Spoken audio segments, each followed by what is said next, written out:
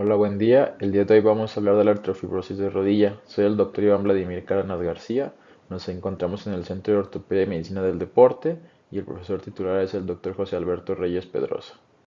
Etimológicamente se origina del griego y se refiere a un incremento del volumen de las fibras de tejido conectivo en un sitio de lesión, causando una limitación en los arcos de movimiento mayormente por la formación patológica de tejido cicatricial, ya sea por un traumatismo, una cirugía o una infección. En la literatura actual hay una falta representativa de una definición estándar de lo que es la artrofibrosis, ya que en la mayoría de los estudios se centran en el aspecto clínico y en el tratamiento. Sin embargo, Shelburne et al. Lo definen como una pérdida de 15 grados de la extensión. Meyer et al. Lo definen como una forma de tejido cicatricial en al menos un compartimento de la articulación, lo que causa un déficit del rango del movimiento, mientras que Bosch et al. Lo definen como una complicación severa que ocurre en una articulación, ya sea el resultado de un trauma o una cirugía, que se asocia a una pérdida de los arcos de movimiento por una formación excesiva del tejido cicatricial, por lo que últimamente la definición más utilizada es la de una proliferación anormal de tejido fibroso conectivo dentro o fuera de la articulación, que resulta en una limitación de los arcos de movimiento, ocasionando dolor, debilidad, edema y limitación funcional de una articulación. En cuanto a la epidemiología, tenemos que en 1990 el 35% de los pacientes que se sometían a una reconstrucción de un ligamento cruzado anterior padecían artrofibrosis, siendo hoy del 4%, eso gracias a nuevas técnicas quirúrgicas y a nuevos protocolos de rehabilitación. La causa más común es la del trauma de alta energía y las lesiones multiligamentarias, teniendo una incidencia de artrofibrosis de hasta el 45%. No se sabe a ciencia cierta cuál es el mecanismo de la patogénesis de la artrofibrosis, pero el más aceptado es que durante la fibrosis los miofibroblastos activados no inician la apoptosis después de la cicatrización, sino que continúan haciendo la síntesis de matriz extracelular, lo que provoca la formación de tejido cicatricial patológico.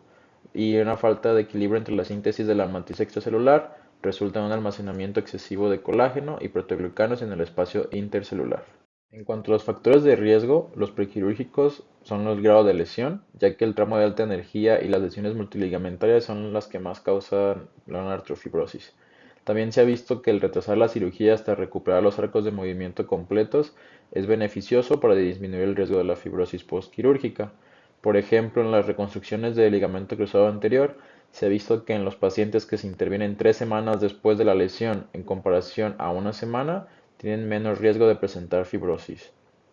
Los factores transquirúrgicos son errores técnicos durante la cirugía, ya que se ha visto que, igual en el ejemplo de una reconstrucción del ligamento cruzado anterior, si se coloca muy lateral en la tibia o muy anterior en el fémur, tiene mayor riesgo de presentar una artrofibrosis. De igual forma, si se tensa demasiado el injerto, podemos alterar la biomecánica normal de la rodilla, ocasionando una artrofibrosis. En cuanto a los factores postquirúrgicos, un protocolo de rehabilitación no adecuado donde se tarde mucho en movilizar al paciente puede ser causa de una artrofibrosis.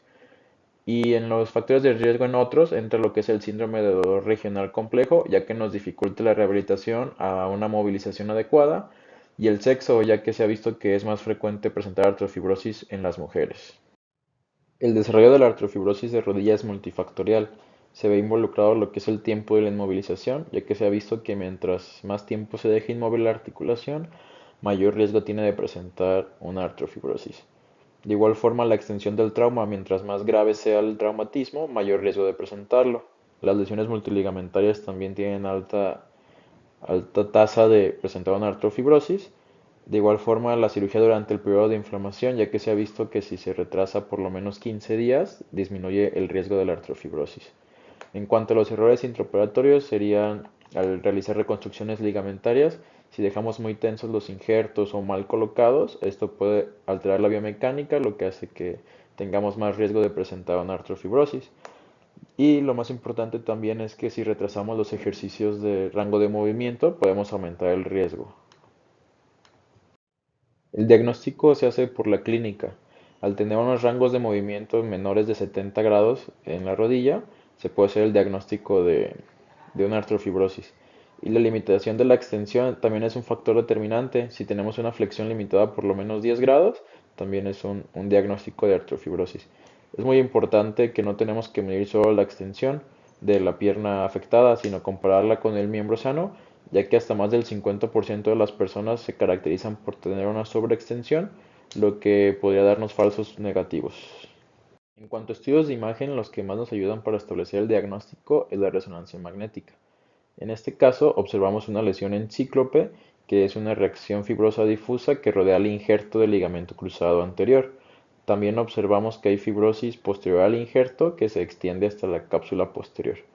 De igual forma, podemos observar más fibrosis en la región de la grasa infrapatelar. La imagen de en medio representa una apariencia normal de la grasa infrapatelar y aquí en la imagen del lado derecho podemos observar los cambios postquirúrgicos esperados después de una reconstrucción del ligamento cruzado anterior. El ultrasonido es especialmente útil en pacientes postquirúrgicos de prótesis de rodilla. Del lado izquierdo podemos observar que hay neovascularización, lo cual es un dato indirecto de fibrosis, además de que observamos que la membrana sinovial está muy engrosada.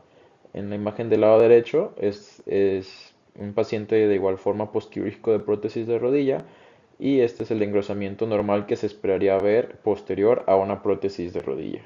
En cuanto a clasificaciones, tenemos la clasificación de Shelburne, la cual es clínica. El grado 1 es cuando tenemos menos de 10 grados de extensión y una extensión completa. El grado 2 es cuando hay una limitación de más de 10 grados en la extensión y una flexión completa. El grado 3 es cuando tenemos una limitación de más de 10 grados en la extensión y más de 25 grados en la pérdida de flexión. Mientras que el grado 4 es cuando tenemos una pérdida de más de 10 grados de extensión y más de 30 grados de pérdida de la flexión, además de una afectación a la patela. Los cambios biomecánicos que provoca la fibrosis, en primer lugar, acorta lo que es el ligamento patelar, causando una patela baja. También aumenta la fuerza de deslizamiento hacia la tibia y aumenta la presión entre el fémur y la rótula.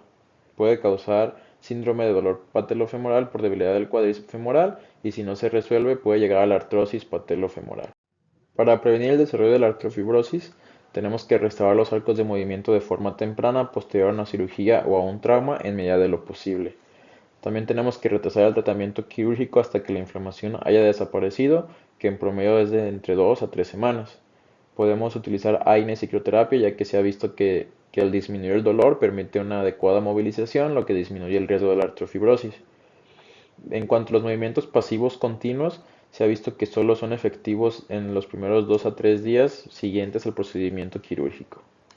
Entender la patología de la pérdida del movimiento es fundamental para el tratamiento de la artrofibrosis, ya que ciertos déficits de movimiento a menudo se correlacionan con áreas específicas en la patología intraarticular. En general, la pérdida de flexión puede ser el resultado de adherencias suprapatelares, así como adherencias en los surcos mediales y laterales.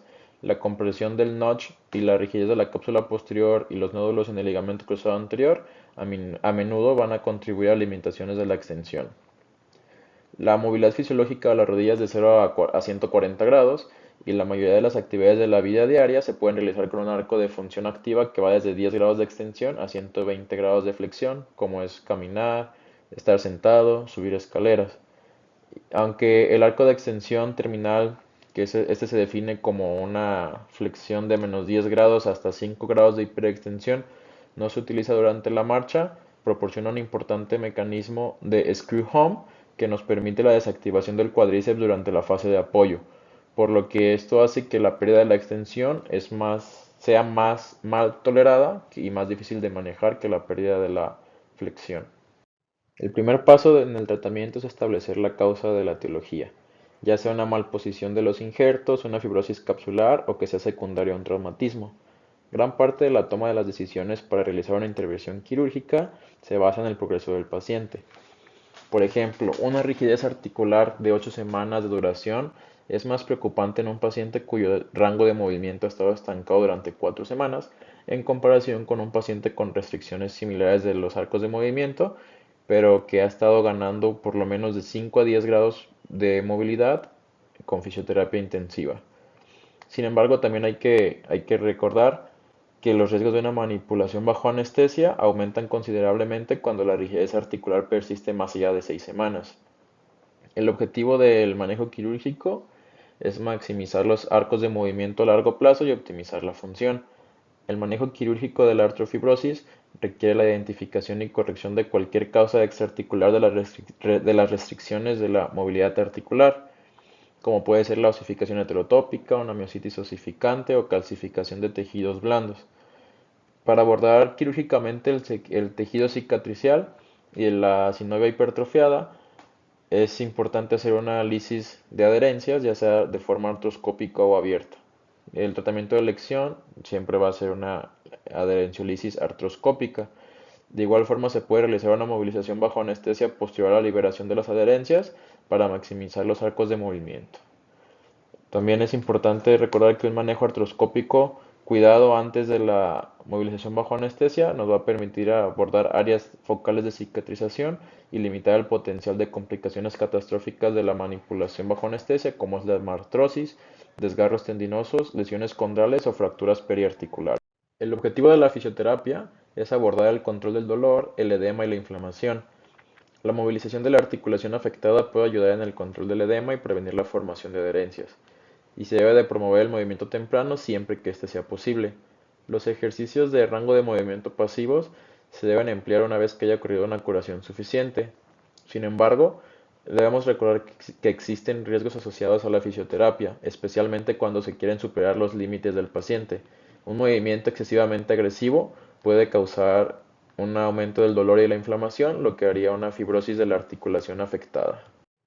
En cuanto a la movilización pasiva continua, hay resultados mixtos respecto a su eficacia en el aumento del control del dolor y el rango de movimiento a largo plazo.